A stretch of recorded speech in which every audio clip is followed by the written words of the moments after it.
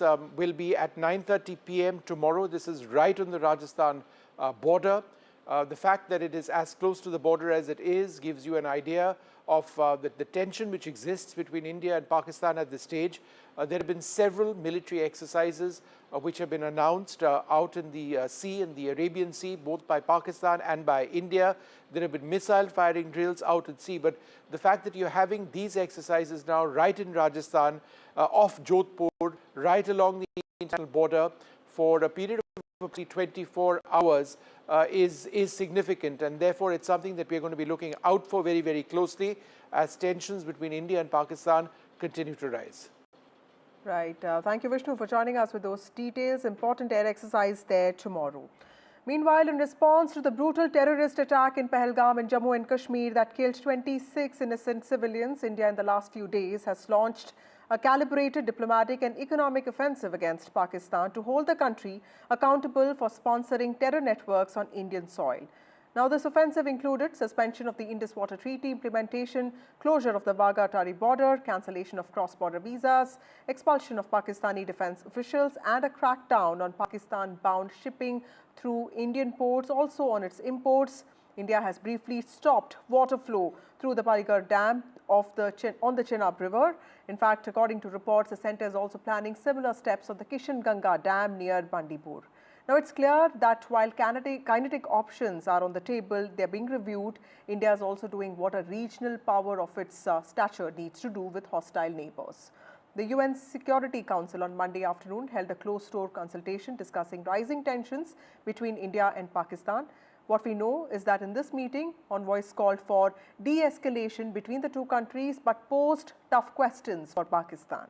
India is also pushing to hold Pakistan accountable at the Financial Action Task Force, FATF, focusing on its alleged failure to curb terror financing. Now, India has also stepped up diplomatic efforts to curb international funding to Pakistan from multilateral institutions such as the IMF and also the World Bank. Meanwhile, Moody's Ratings has issued a major alert for Pakistan. According to reports, if this tension continues for a long time, Pakistan will suffer the most as its economy may suffer a major setback, which will also derail the government's fiscal consolidation process. Now, this can pose a major threat to Pakistan's economic stability. The question, hence, we ask tonight, how potent is India's attempts to isolate Pakistan diplomatically? In the face of a gathering storm, how prepared is India to strike the right chord with the world when it comes to building a case against Pakistan? Joining us now is Colonel Kapil Jaiswal. He is the CTO and Quantum AI Global, former Director Research, Infosec, Ministry of Defense. We have Ambassador Yash Sinha. He's a former diplomat. We also have Major General Professor G.G. Dwivedi. He's a defense expert. And we have Brahma Chelani, who's a strategic affairs expert. Thank you all of you for joining me on this broadcast. To you, Mr. Chelani, first, we've talked about this in great deal. You've also tried to explain to us. India briefly has halted water flow from the Baghlihar Dam. This is a move that's being seen as a warning to Pakistan after the IWT was put on suspension. Now, how do you see this move? Because this is clearly, this shows that India wants to strategically use water as a weapon to teach Pakistan a lesson. Is that something that will work? There's a lot of hype over what India has done on the Indus Water Treaty.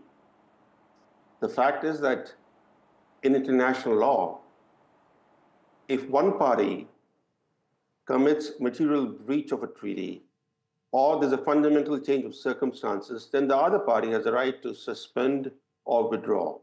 India has neither suspended nor withdrawn from the Indus Waters Treaty. It has put the treaty in abeyance, a term that is undefined in international law. In other words, India is seeking to adopt a posture of strategic ambiguity to keep pressure on Pakistan.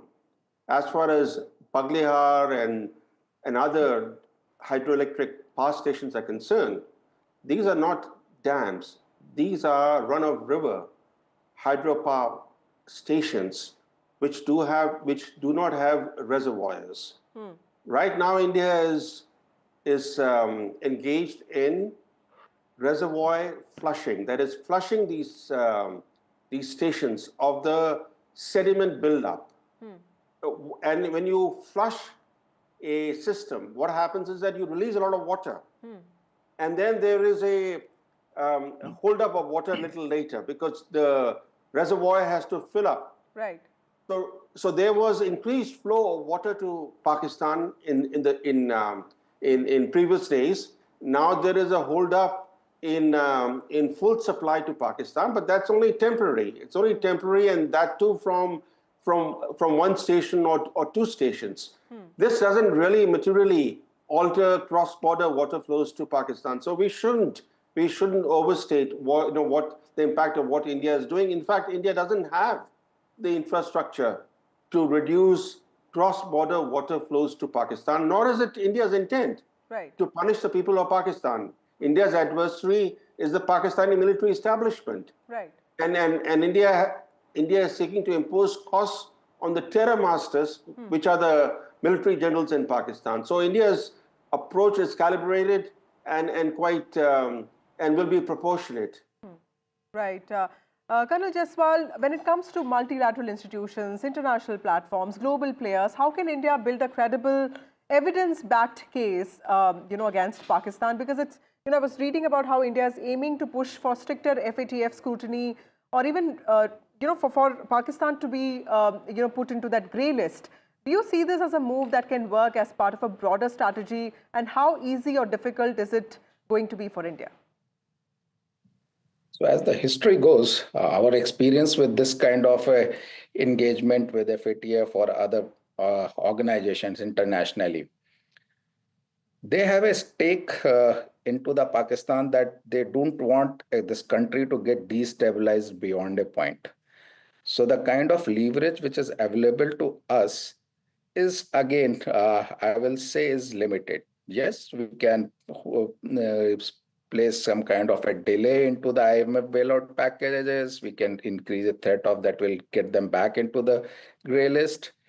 But what I feel, the central monetary funds or the European organizations, they have that thing at the background that they want, ultimately, they don't want Pakistan to run aground financially.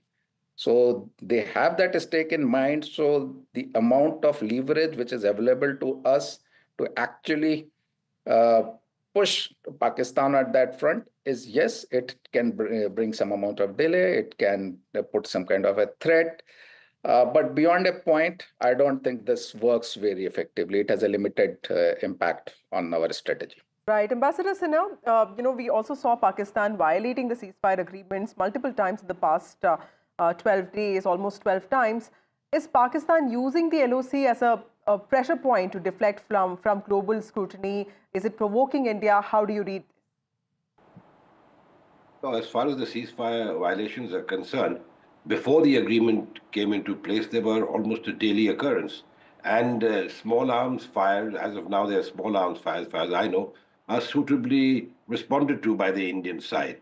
The people living on the line of control, near the line of control, obviously get impacted, and they've been used to sort of a period where there was no firing, but they've also recalled when firing was a daily occurrence. So they would actually, I think it would be foolhardy for Pakistan to feel that they can catch us off balance with the firing across the LOC. But 2 points, if I may quickly address. Yes, sir. I have been to Salal, and we can, the Salal project and near Riyasi on the Chenab, we can actually increase the debt storage level and reduce the sluice gate sizes that could create problems for Pakistan. I agree with Dr. Chilani that we cannot really stop the water completely, but we can create problems for them if we wanted to. Obviously, if we build more infrastructure, and which we must, I think, especially, and even the treaty allows that, run-of-the-river projects, we must. But Pakistan has been obstructionist, so I think the decision to keep it in abeyance, in my opinion, was a very good one. On the FATF, if Pakistan is put on the grey list on the FATF, which it was till I think a year or 2 years ago, it would affect their ability to raise money. I mean, I agree that the people, I mean, the international community is not going to let Pakistan go belly up, but they'll be very near belly up very soon in any case. So I think uh, trying to get Pakistan back on the FATF grey list is something that we should certainly strive for.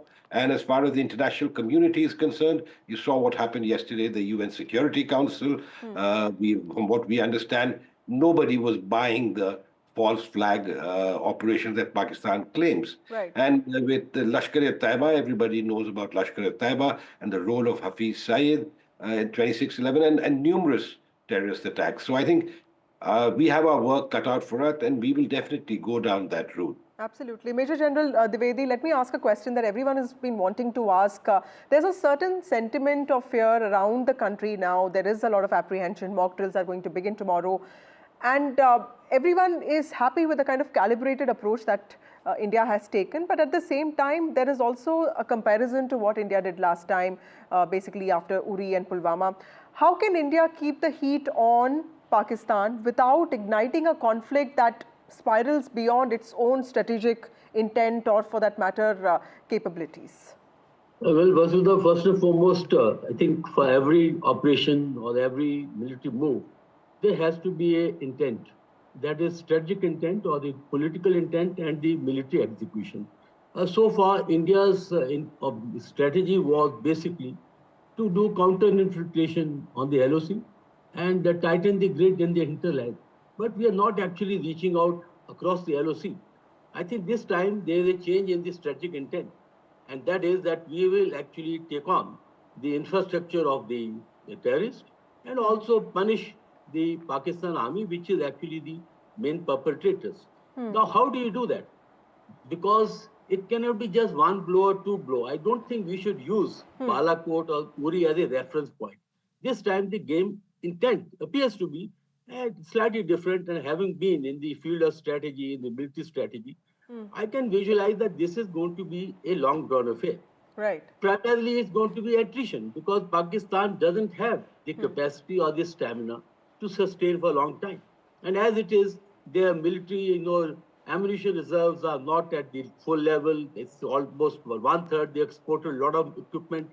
So the point I'm trying to make is that this time the game is going to be different and draw the Pakistani army into the ring. So far, they have been having a ball, I would say, a free pass, because when I was here, the commander in early 2000, there was no ceasefire. And we would hit the Pakistan army whenever they did some mischief or they did hostile act. But after the ceasefire, they're having a very free run. So this time, the strategy will be to hit Pakistan on the LOC, select certain targets across the LOC, and also economically punish Pakistan because it's in very dire state. And once you bring the economic pressure and, of course, certain symbolic actions like IWT, these are long-term, but they send a message and fear of psychosis, because today we are in the era of information war. And such actions also have a telling impact on the population. Let me tell you that public opinion is also very important. So we are taking very calibrated, long thought-through actions, and I think if all these are put together, and lastly, it has to be whole-of-nation approach. It's not the security forces who fight, it's the whole nation. And that's the era today. I think all the preparation of being done is to prepare the nation for a fight. And if Pakistan wants to come into the ring, then to give a blowout or knockout punch. Right, absolutely. It's a very important point. Before I come to domestic pressures, which I think can be extremely tricky, Mr. Chilane, I wanted to understand this from you. How do you see Pakistan's diplomatic response to whatever India has done in the past few days, China's unwavering support to Pakistan? It's clear that Pakistan is keen on destabilizing these border zones and also give an international spin to Kashmir, which it has always tried to do. Is it okay for Pakistan to risk broader conflict in something in an area of the world which is completely volatile? How is that going to work for India? Pakistan is putting up a brave face, but at the same time, its military generals clearly do not want a confrontation with India, because the Pakistani economy is in the doldrums today. The military capability is under pressure. The public opinion in Pakistan is not what it traditionally has been in terms of respecting the military. Today, questions are being asked openly in Pakistan about the military, about its interference in economy, in politics. In fact, there is this growing tendency in the Pakistani society now to question the Pakistani military and blame it for all of Pakistan's ills. Ever since there was this confrontation between Imran Khan's party and the army, with Imran Khan saying that he had been abducted by the army, this respect for the army in Pakistan has begun to erode. So today, the last thing the Pakistani military generals want, despite their brave talk, is a confrontation with India. Yet we should not forget that Pakistan has powerful friends, China in particular, but to a smaller extent, Turkey. But China has come out fully in support of Pakistan in the current crisis. The Chinese foreign minister, soon after the Pahalgam massacre, lauded Pakistan's counter-terrorism efforts. Right. And he called Pakistan an ironclad friend and an all-weather strategic ally of China. So also we have seen how China has rushed new weapon systems to Pakistan in recent days. So has Turkey to some extent, but certainly it's China's role in Pakistan that's very important, given the fact that there's Chinese military presence in Gilgit-Baltistan. The Chinese troops also stationed elsewhere in Pakistan, ostensibly to guard Chinese projects and Chinese nationals. But in Gilgit-Baltistan, reportedly there are several thousand regular PLA troops. So China is deeply involved in Pakistan, and any kind of Pakistan-India conflict would actually will expose Chinese troops in Pakistan to potential harm. So China is facing some difficult choices today, but Pakistan certainly, at least as generals, wouldn't like a military conflict with India. Right. Ambassador Sinha, let me ask you a very basic question, sir. Who are the countries that are really allies to India right now, the countries that India can trust? Because at the time of a war like this, or at a time of, what to say, like, there's this, there is a standoff that's happening. How do you see India trusting people, countries which have sort of pledged support, the kind of outpouring of concern that has come from across the world? Is there a sense to, box some countries as allies and some countries as, not allies in a case like this? No, I put the question, turn it around.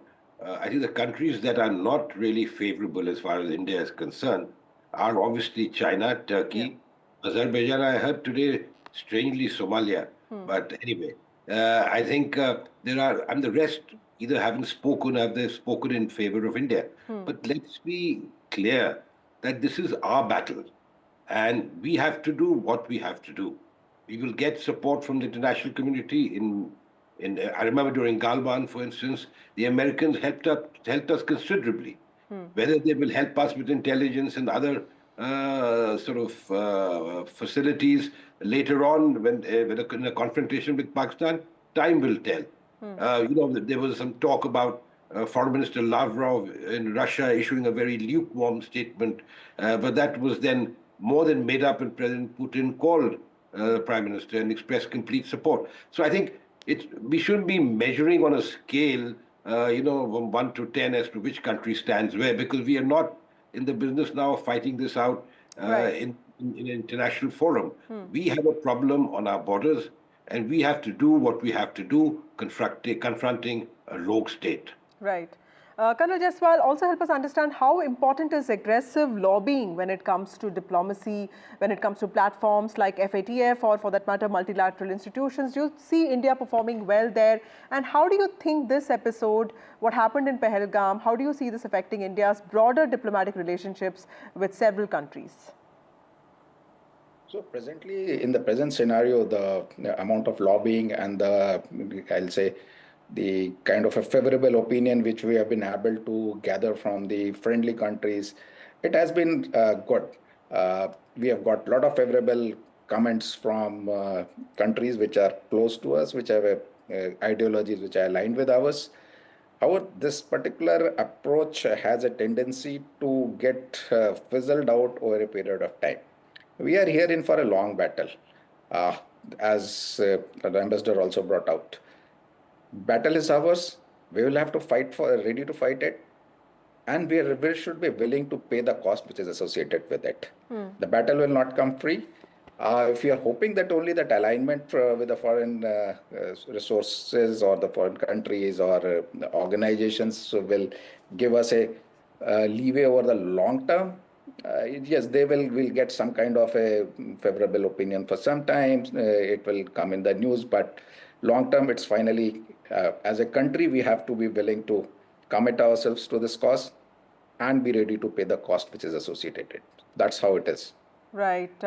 Also, Major General Dwivedi, I know that everyone has been talking about kinetic options, military retaliation, but in a case like this, but at a time like this, when India's global stature is also growing, we've been telling the world that this is not the time to fight, and there've been talks about India mediating international wars. How important is it to ensure that we have a calibrated approach, but how important is also a military retaliation to send across the right kind of message? Well, first and foremost, defense and diplomacy, they go concurrently. When you are, militarily weak, then diplomacy takes the lead. And when you are militarily strong, then the diplomacy complements in support. In this case, we are strong. We are far stronger than Pakistan. All that is required is military intent, how much we want to punish it. And Pakistan doesn't want to come into ring because their military will be defeated. They were defeated in 71. I fought their war. And there were 90,000 prisoners were there. So they are going to face the defeat. And their younger people already are sending signals that let's not get into the fight. So Pakistan army, their doctrine is always proxy war. So they will like to, scale it up. But they are the last people who will be coming into the direct fight. But we have to get them into the fight because until we punish them, they're not going to go away. Secondly, there's enough space between the low intensity and the full scale war. There are about 10 ladders that you can actually start scaling up. And I'm sure our military planners, our political leadership, they know these riddles. It's nothing new. And but just for the interest of the viewers, that we can actually start with a limited punishment on the area of focus, that is the J&K. And across, there are at least 24 camps that can be hit. Also, bring Pakistan military to face the heat. That is on the line of control. And selectively go for deeper targets. And then we can scale it up. In fact, I can tell you, the scaling up regulator is with us because Pakistan army, as I say repeatedly, doesn't want to come into direct fight. So therefore, we have the initiative and we should exploit it. And second point is that let's not worry too much about diplomacy because it's Pakistan who is going to go in for the diplomatic route because they already are in panic. So therefore, I think we should go hard on and inflict enough punishment so that Pakistan is deterred because this is the time to end the Pakistan proxy war. It's not one or two punches. It has to be hard punches. And I think India should be prepared for it. Of course, there will be retaliation because in the boxing ring, there's no one-two punches. Both sides exchange punches. But who gives the knockout punch? I think that is sort of lever is with us. Mr. Chelani, last comments from you, sir. Is it possible for India to be restrained militarily but also ruthless diplomatically? Is that an option available for India, or is it going to be a balance of both? The harsh truth is this, that the powerful country has thus far, under successive governments in New Delhi, acted as if it's the weaker state vis-a-vis Pakistan. Now that mindset has to change. That the smaller country has been bleeding India for decades now. But not only do we need to end this mindset, we also have to remember that given the fact that Pakistan has been bleeding India for years now, India, to end Pakistan's cross-border terrorism, will have to pursue a sustained, coordinated, and multi-pronged strategy. In other words, India has to start bleeding Pakistan. Bleeding Pakistan on a sustained basis. Right. The whole mindset has to change, the policy approach has to change, and what we need the most Right. is sustained political will. That's very well said. Thank you all of you for joining me on this broadcast. In response to the brutal terrorist attack in Pahalgam that killed 26 innocent people, India launched a calibrated diplomatic and economic offensive against Pakistan for harboring terror networks. India has also sought to reshape global discourse on state-sponsored terrorism, but it's mainly aiming to isolate Pakistan diplomatically, economically, and also regionally. Can India's economic and diplomatic isolation of Pakistan be sustained without eroding its own image as a responsible regional power? That's a big question there. With that, it's a wrap on the show. More news and updates on the other side.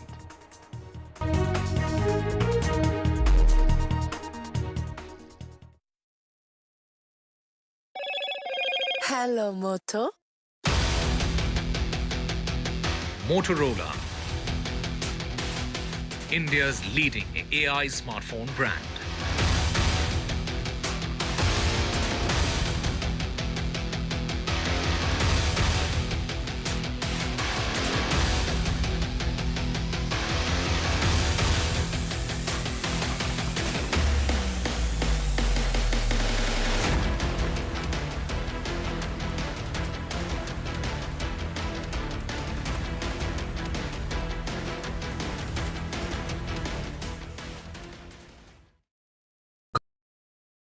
तू ही तो है जिसकी सच्चाई वाली clarity की वजह से मैं आज यहाँ हूँ। गोल्ड प्लस सिल्वॉक्सी मिरर्स, ऐसी क्लैरिटी कि आपको सिर्फ सच नजर आए, चाहे कितने भी साल बीत जाएं।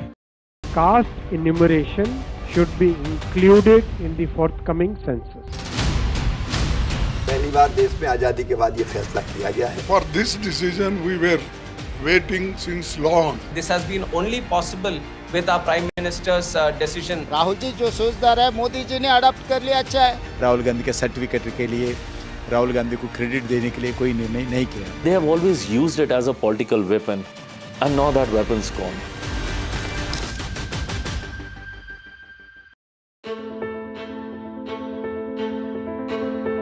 News is not just headlines, it is what impacts you. And news should never be mistaken for noise. What matters is the reality. Accurate, in-depth, and with the right perspective. For over 20 years, I have been a journalist, and never has clarity mattered more than now. At Newsnight, we go beyond the surface. We dissect the details, challenge the narratives, and bring you the unparalleled clarity you deserve in a world clouded by misinformation. We are bold, we are direct. Newsnight, for the news in your interest. Only on NDTV 24/7.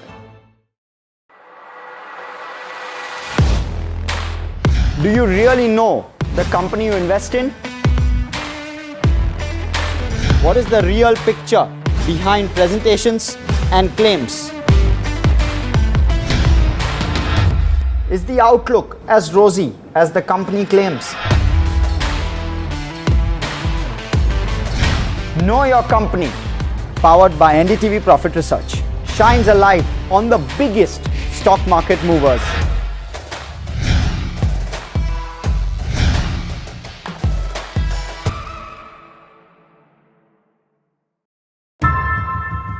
How often have you turned away from debates that descend into endless fights? We bring you a show where every question is answered, where every debate finds its resolution, where every story finds its conclusion, where opinions collide.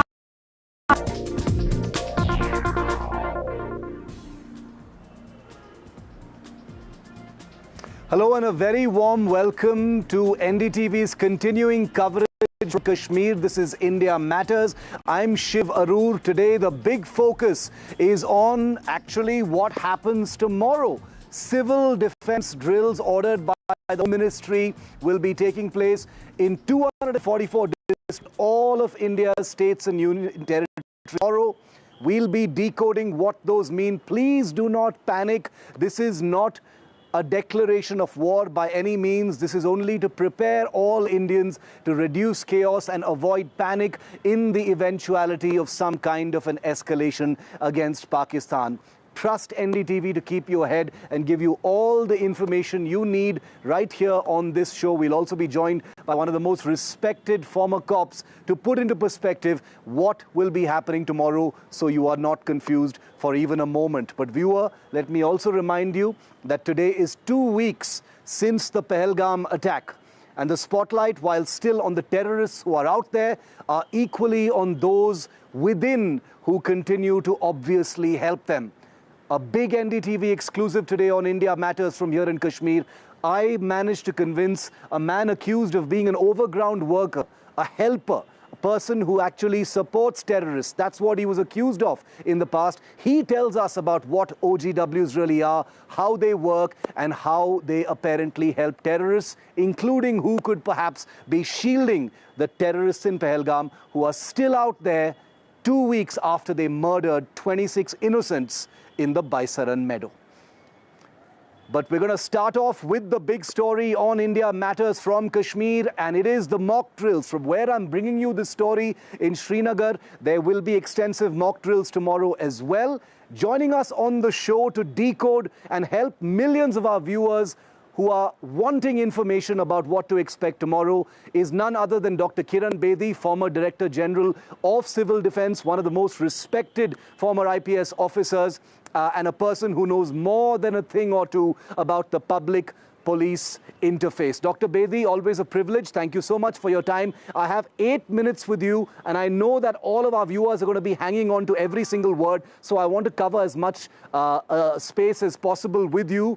Dr. Bedi, my first question: what should people across India expect tomorrow? We know 244 districts are going to see these civil defense drills. What should every Indian expect, madam? They will expect discipline. They will be learning discipline. They will learn unity. They will learn collaboration.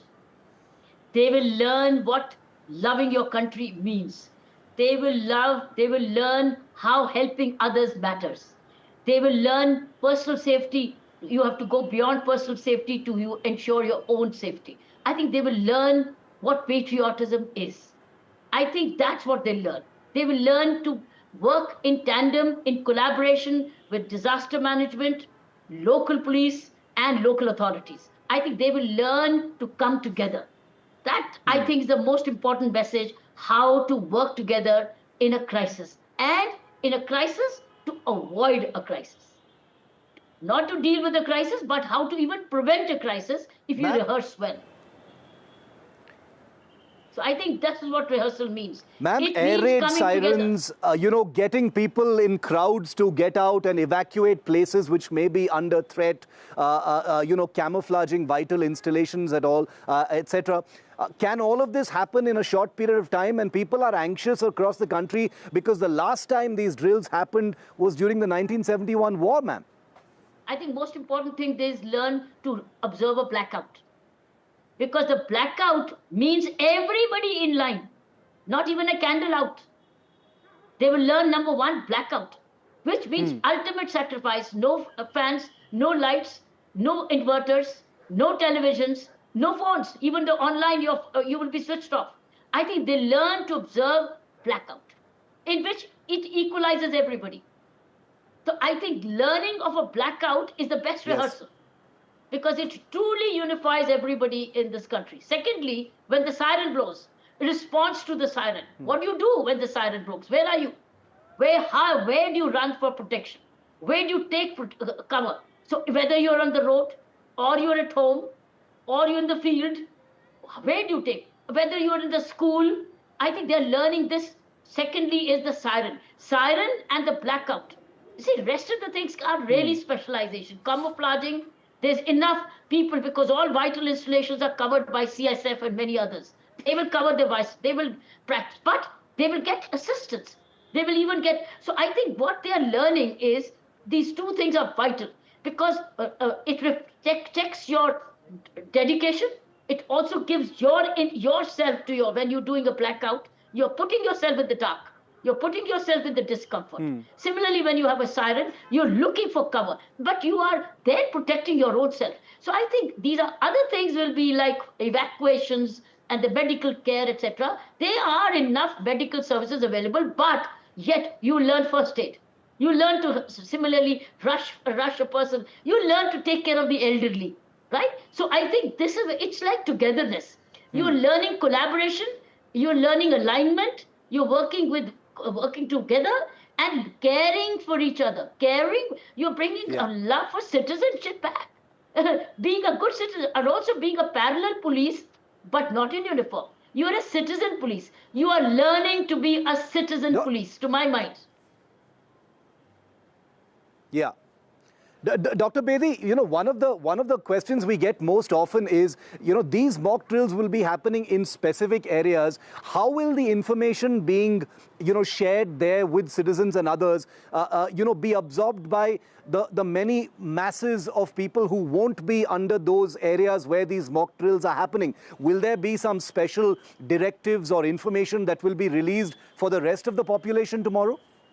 Each mock drill, lessons learned, inadequacies found, bottlenecks found will be reported back to the government. Government has asked for a report back of the mock drill. So that means they are picking up what are the loopholes, right? What are the things to be covered? So I think there are going to be lessons learned from every mock drill to be put into a central pool, and that's where the next rehearsal will then be improved upon. I think unless you do a rehearsal, how will you know where are the bottlenecks and what to straighten out? But media is playing an amazing role. I want to talk for a moment about mass evacuations, Doctor. About the mass evacuations, Dr. Bedi, can you talk us through that? How difficult is that going to be? That I think is the most important and most challenging is areas for mass evacuations. And that's where you will need collective help, even of the experts. You need places which may not be built already, but you need to be identifying. That's where a rehearsal will tell us when there is a simulation for mass evacuation, where will we go? I think that's the where will we go will get identified during rehearsals, during the mock rehearsals. Because that's where it will be really result oriented, because you will now know where to hide, where to protect, where to hide, where to evacuate. Evacuation, I think, is the biggest challenge of identifying places. Yeah, because, ma'am, the population right now is seeing these civil defense drills, as a sort of precursor to an escalation or all-out conflict with Pakistan. 2 entire generations have never even seen these mock drills. What would you say to them, ma'am? Because there is anxiety in people's minds that this means that we're going to war. No, this means being prepared for war if it happens. This means we are prepared. And at least we'll have the confidence that we've done it. We've gone through a rehearsal. We know what it means. We know what blackout means. We know where to evacuate. We know how to handle the siren. We know how to camouflage. We know how to help each other. I think it's a preparation to prevent, maybe. Because I think the message goes to the world. Message goes to our neighborhood and to our enemies. Every citizen is a policeman without uniform, but he is in national uniform. He's wearing his tiranga. He has he's in a tiranga, not in a khaki, but every citizen is in a tiranga. He's wearing the white, the green, and the orange. So I think there's a message to the neighborhood. And India, 1.4 billion. 1.4 billion united in anger and yet determination and courage. I think it's a large message. It's a huge population. Behind the government. Behind the government. Look at the energy behind the government. And even our armed forces, whether they're air or the land or the sea. Look how 1.4 billion behind our millions of people who are fighting at the borders. We let them know we are also behind you. You go win, we will make ourselves win. Yes. So I think you win, we win. So I think there's a large collective message by this rehearsal. Absolutely. Dr. Kiran Bedi, I thank you very much for this brief interaction. And I know people are going to be hanging on to every word of yours. We'll be reporting on this mock drill nationwide starting early in the morning tomorrow. Let's hope everything goes well. Let's hope all the loopholes get identified quickly and plugged. And like you said, it is about being prepared. It's not a signal. Don't panic. NDTV has your back, and we will give you all information in a timely way. Dr. Bedi, thank you very much. We're slipping into a very, very brief break here on India Matters. On the other side, a big India Matters exclusive from here on Ground Zero, Kashmir. I managed to convince an overground worker accused, a man accused of helping terrorists in the past, about the spotlight on those within the local population who may be helping the Pahalgam terrorists stay unhunted for 2 weeks and counting now. Big exclusive coming up.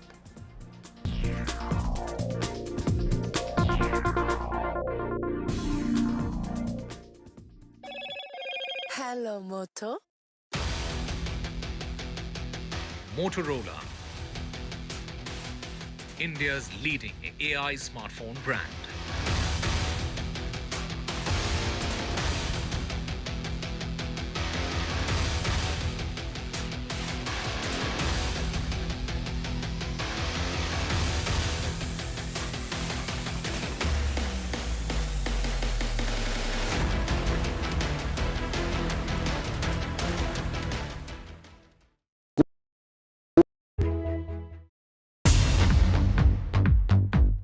More news that matters. Big exclusive. Tulsi Gabbard gunned down by Pakistan-backed cowards. When you interact with people on ground, you're able to reflect their sentiments much better. More debates that shake the system. More exclusives you won't find anywhere else. Not just another prime time. It's a prime time that's unmissable. Gold plus optimistic reflective glass लगाओ, धूप की गर्मी को दूर भगाओ और बिजली का बिल भी बचाओ। I've been reporting on all issues big and small from Andhra Pradesh, Telangana, rest of South India, bringing you all the action, all that you need to know, all that you want to know. The energy of maximum city is infectious. I'm bringing that energy in our news coverage from financial capital Mumbai. Covering from the southernmost part of India over the last 23 years. I bring in-depth and 360-degree coverage from the Dravidian heartland. The land of Mishti, also known for its bitter politics. I have seen much water flow under the Howrah Bridge, covering Bengal in all its vivid colors. India's IT capital is always bustling, a city full of startups, stories and surprises. And I keep you ahead on all the Bengaluru buzz.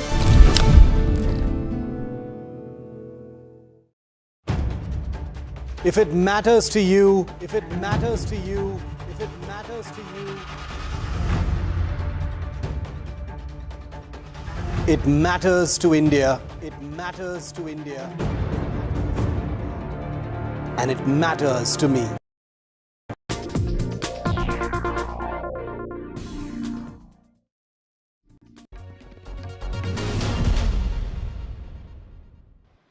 It's been 2 weeks since the Pahalgam terror attacks, and the terrorists responsible for what happened, the killing of 26 innocents in that hill station, are still at large. Where they are is not clear, but the terror hunt continues in different parts of Jammu and Kashmir, including the forest surrounding Pahalgam itself. The spotlight is not just on the terrorists themselves, but also on what are called overground workers, the so-called local support that the terrorists must have, not only to have infiltrated, but to have also recceed the terror site and then to be able to sustain for 2 weeks despite a huge number of security agencies all tailing them. We wanted to hear it from someone who's actually been accused of being an overground worker. We're going to protect his identity and we're going to speak to him and not take his name on NDTV. This is a recognition of how sensitive and serious this situation is.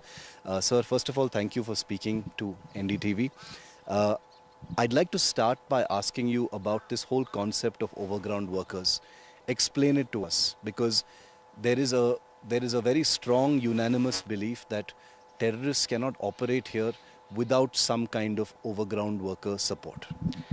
The overground workers are supposed to recce an area and then provide a credible information that how many troops are there and what is the movement, what movement do they make, and how do they come, what is the movement, what is the time of transaction, when do they go in the camps and when do they come out. So that's what is supposed to be done. In this particular case, the terrorists are supposed to have come in at least 2 weeks earlier. They would have received what kind of support in order to get to Pahalgam? Look, they must have received the shelter, the food, and also the information what is going on in the valley, and especially the area that the attack happened. And for 2 weeks since the attack has happened, the security agencies, despite this being one of the most militarized zones in the world, and you know this better, they have not been found. Is it possible for them to do that without support? Look, if we speak about post-2019, I think somewhere or the other the network has been busted out by the agencies. But this is I am also confused that where are the people who have done the attack? How are the agencies not able to track them down? There's a strong security grid in Kashmir. Nobody, even if I tweet something or write something on my Facebook, within 2 hours I will be caught. So where are they? Who is hiding them? And even after these many recce's going on, checkings going on, how are they still hiding? Who is hiding them? The question is, who is hiding them and where are they hiding? So that is the question that a lot of people are asking, not only where the terrorists are, but who is hiding them. Now, we have traveled, to Pahalgam, to several places, to Pulwama as well, Shopian, other places, because there is a belief that, they could be anywhere, and there are operations to find them anywhere. Is it possible that they have local support in different places? Could there be OGWs in different places supporting them? Is there some kind of a network that they might have? Because I agree with you that after 2019, the OGW networks in many ways have been busted. So that's a very confusing thing. Look, anyone involved in past cannot help them. It's out of question. As I am under continuous surveillance. If they come to me, they meet me, they will be caught in 5 minutes, not more than that. It's something that you have to understand that it's something new network that they have found over here. If I would have been involved, they would have arrested me. And they would have arrested the attackers also, because I am under surveillance 24/7. And whole of the Kashmir is under surveillance. I don't believe these things that somebody is helping them and they are not going to, and still they are unable to track them. There are reports suggesting hundreds of people have been, arrested on charges of being OGWs. You have also, have a personal experience of being put into jail, thrown behind bars on suspicion of being an OGW. I don't want to get into your personal story, but what is your view of this? Many detentions to look for them, because you yourself are asking, who are these people? Who is shielding them right now? Can you answer that? Look, when the attack happened, I think people from every corner came out. Kashmir observed a bandh. And even after that, if you think that people of Kashmir have abetted the crime in any way, then I think you are alienating people. There is a figure of 3,000 who have been recce'd, and around 90 people have been booked under PSA. So what are you doing? When people of Kashmir came forward with candlelight marches, with a bandh, with hosting black flags, I think the country should have taken a step closer and accepted us as the people that know that they have called it off. But still, you look at what is happening. Not only here in Kashmir, 3,000 people arrested is a very big figure. Yeah. 90 people being detained under PSA is a very big figure. You have alienated 90 people. It's not only 90 people, you have alienated 90 families. With those, you have alienated their relatives. And look how is the country responding to us. They're asking us to leave Pakistan. In 1947, we rejected the idea. We are here. Whatever circumstances, maybe we are here, we are living here. Now, what is the fun of hitting a Kashmiri student in other part of India? In Kashmir, we have non-local studying. Give me a single incident that we have ever touched them, or we have ever hit them, or we have ever divided them on communal basis. No. There are institutions, you have Hindu students, they enjoy with their Holi. We have no problem. I have a institution nearby, and when you have Diwali, the firecrackers they burst. I'm not able to sleep, but I have no complaint. What is your personal life like? This is my last question. Since you have been labelled as an OGW, you have seen what the other side looks like. You've been to jail, you have these views right now about what is going on. What is your current life like? You've said you're constantly under surveillance. Are you able to live your life normally now that you're out? What is it like? Since the attack happened, not only me, everyone in the family is tense that I may be arrested again, because seeing these reports, 90 people being under surveillance, and there is a constant threat that you might be arrested. Whenever I get a phone call from unknown number, I get anxiety that it must be a call from any officer or police station that you will have to come. And honestly speaking, after I came out of jail, many people distanced from me, like, why to be with him? You may have some legal consequences, and people often come up and tell, oh, I have to go abroad. It's better that I don't be with you. The CID might come up with the report that he is in contact with the guy. So, there are many difficulties. You are not able to live a normal life. And, people look at you through a different prism. So you are not, after you come out of jail, you are not a same person that you have been. So it's, anxiety issues come up, you have health issues, you have many other issues, especially with your personal life. Your people who were close to you, distance from you.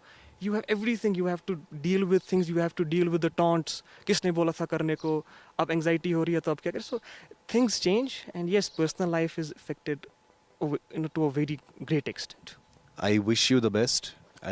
Going forward, I can understand what an anxious time this has been.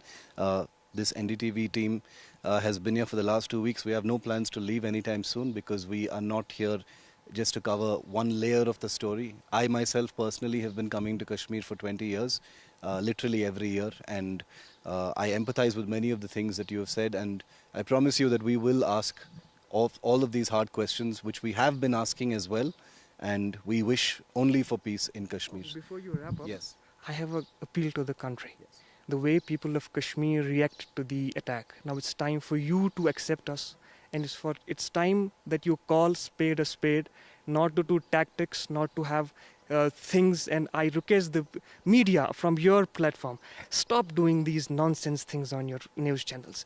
Tell people that there was a security lapse, and yes, hold the culprits accountable and leave the innocents. Thank you. Thank you very much for speaking to us. And now, from talking about OGWs, we travel to Pulwama, where we speak to a group of ex-separatists and what their view is on the aftermath of Pahalgam. One of the most sensitive aspects of the Pahalgam terror attack has been help from the inside. Who helped the terrorists? What kind of support did they actually get? And whenever one talks about OGWs, support from the inside, separatism, those with sympathies for terrorists, the name of Pulwama comes up very often. The image of Pulwama in many parts of the country has been a viper's nest of separatism, of support, of OGWs and sympathy for terrorists, money flowing in from Pakistan and creating a situation where it's a safe haven for Pakistani terrorists.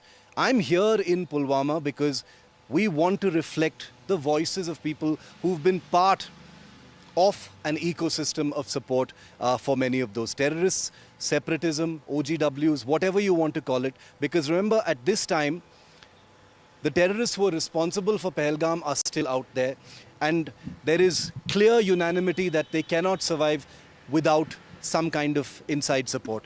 I have three residents of Pulwama जो हमारे साथ जुड़े हैं आज, जो पुलवामा के residents हैं, यहाँ पे रहते हैं, यहाँ पे काम करते हैं, and they have agreed to speak to us today. We will not be taking their names, उनका identity भी हम safe रखेंगे, लेकिन सर हम इसलिए हम आए हैं यहाँ पर क्योंकि पहलगाम के बाद एक जो एस्पेक्ट बहुत चला है वो है OGWs को लेकर, और जब भी OGWs की बात होती है तो पुलवामा का नाम आता है. आपने देखा होगा मीडिया में, आप लोग यहाँ रहते हैं, आप लोग इस इकोसिस्टम में काम करते हैं, आपने फर्स्ट हैंड देखा है कि ये एक्सपीरियंस क्या होता है.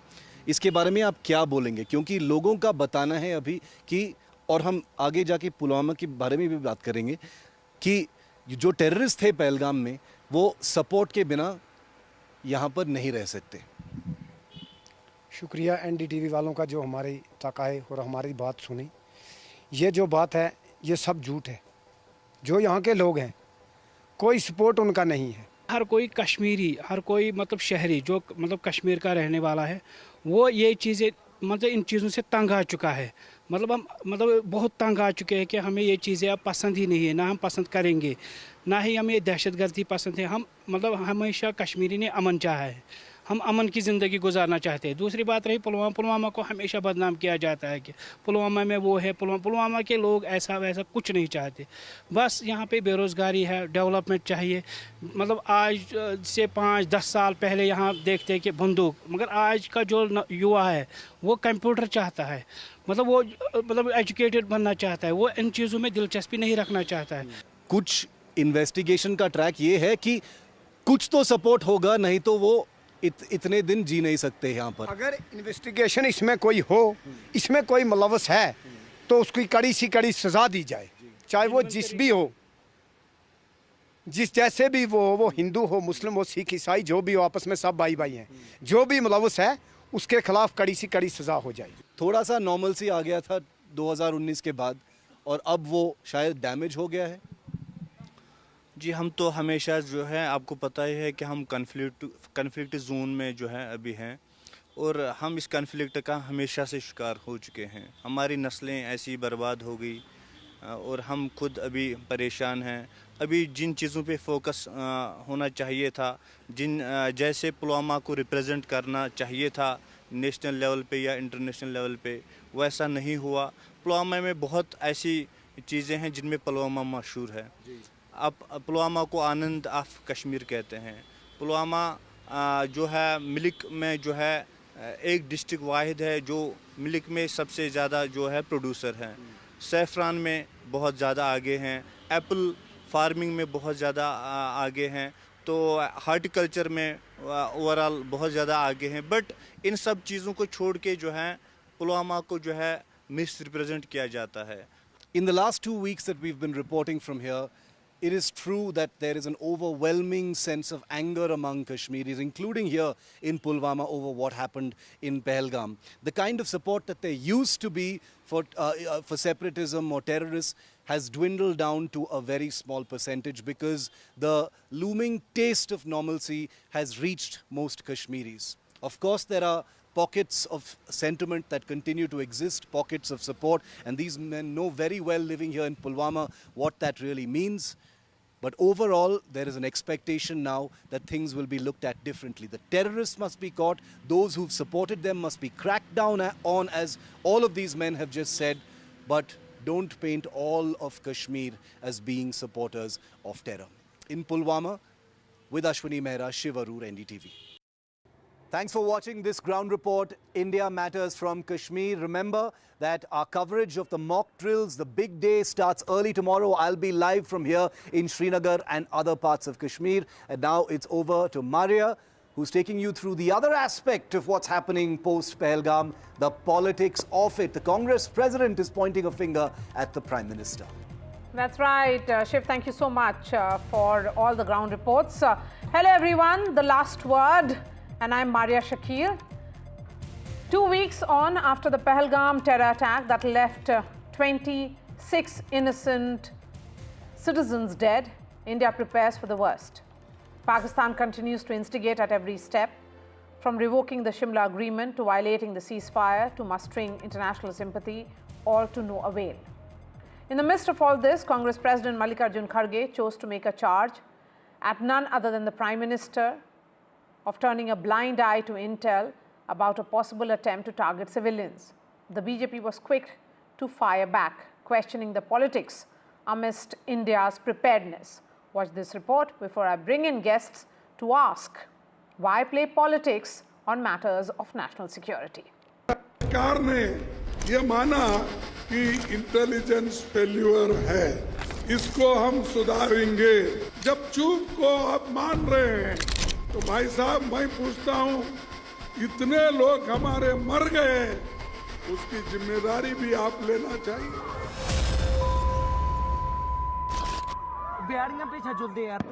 A fortnight after 26 innocent tourists were gunned down in Pahalgam by terrorists who asked them their religion, Congress President Mallikarjun Kharge hit out at the Modi government and the Prime Minister himself for what he said was failure to act on intel about a possible terror attack targeting tourists. Kharge called on the government to take responsibility for the loss of life. The BJP was quick to hit back, terming the charges despicable and demanding an apology. एक तरफ meeting में कहते हैं कि हम देश के साथ खड़े हैं और दूसरी तरफ देश को कमजोर करने की कोशिश कर रहे हैं। जब जान रहे हैं कि तनाव बढ़ा हुआ है, राष्ट्रीय सुरक्षा का विषय, तो उस समय प्रधानमंत्री के बारे में ये बोलना कि वो नहीं गए क्योंकि उनको मालूम था हमला होने वाला है, इससे बड़ा कोई गैर जिम्मेदाराना वक्तव्य हो सकता है क्या विपक्ष के प्रमुख दल के अध्यक्ष के द्वारा, राष्ट्रीय अध्यक्ष के द्वारा? The government, on the other side, preparing the nation for any possibility, announcing mock civil defense drills across the country to coach people on do's and don'ts. In Karnataka, three districts have been identified. One is Bangalore city as expected because it's a cosmopolitan city with more than 1.3, 1.4 crores population. Second is Raichur, which is sensitive because of the Raichur thermal power station. And the third one is Karwa district, where we have the nuclear power station at Kaiga. So these are the three prime locations where we will be starting the mock drill. The mock drills and subsequent exercises would go on for about a week. Right. Then we'll have to standardize our preparedness. Apart from the civil defense drills, the series of high-level meetings continued with NSA Ajit Doval briefing Prime Minister Narendra Modi for nearly 40 minutes at 7 Lok Kalyan Marg ahead of the cabinet meeting on Wednesday. The last such mock drills were conducted in the run-up to the 1971 war between India and Pakistan. Before taking any military action, India chokes Pakistan's water lifeline after closing gates of Baghliyar and Salal dams. As the water flow to Pakistan from the mighty Chenab River was reduced to a trickle, India has sent a very strong message that after suspending Indus Water Treaty, it can use water as a strategic weapon against Pakistan. On Monday, the United Nations Security Council held closed-door consultations to discuss the escalating hostilities between India and Pakistan over the Pahalgam terror attack. At the meeting, which was called at the insistence of Pakistan, the envoys called for restraint and dialogue. Members also grilled Islamabad over the involvement of Lashkar-e-Toiba, a Pakistan-based terror group. Pakistan has received the equivalent of an international snub from the United Nations Security Council after it requested a closed informal meeting on the topic of India-Pak tensions. Well, the United Nations Security Council's members, according to sources, have castigated Pakistan and told it that it has behaved in a very, very provocative manner by testing nuclear-capable and other missiles in the wake of what happened in Pahalgam. They were also questioned, Pakistan was also directly questioned about the Lashkar-e-Taiba's involvement, as India has said, in the attack that killed 26 tourists.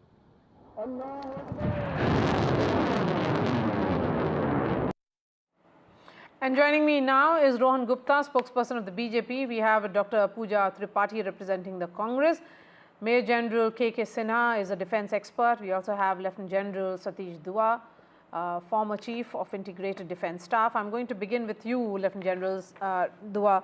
How do you look at the state of preparedness that we are talking about, the drill being conducted for the first time since 1971?